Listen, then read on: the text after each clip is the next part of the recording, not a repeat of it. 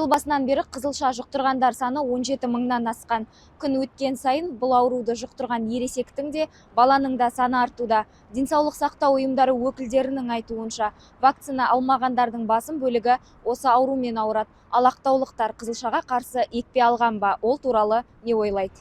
Енді ол қызылша деген возраст таңдамайды қазіргі кезінде.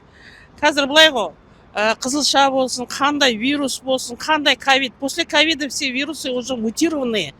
Они вдвойне работают. Поэтому вот у меня, мен қызым дейтін Москвада студент, мен оған дейтін алды, былтыр алды, и биыл да алғыздым. Потому что ол жақта дейтін қызылша өте көп. А біздің жақта тоже, мы же с людьми общаемся, работаем с людьми, в магазин ходим. А последствия для нас это ужасные. Просто көп адамдар білмейді да, оны алу керек. Вакцинада адам өліп жатқан ештеңесі жоқ, иммунитетті көтеру керек. Бая кішкентай кезде алған шығармыз енді, қайда қарсы қайдан. Оны алу керек деп ойлайсыз ба жалпы? Білмеймін, айта алмаймын. Болмаймын. Қазір алуға да қорқасың ғой бәрін. Иә, алу керек па негізі? Жаңа аурудың жеңіл өту үшін жұққан жағдайда да. Сол үшін алу керек деп ойлаймын. Мен кішкентай қызым жасқа толмай қызылша болған, ол кезде алып үлгерген жоқпыз. 1 жасында салады ғой. Сол кезде қатты ауырған, сол кезде көзім жетті, мен алу керек. Алу керек, потому что асқыну өте көп болып жатыр. Алу керек деп ойлайсыз ба?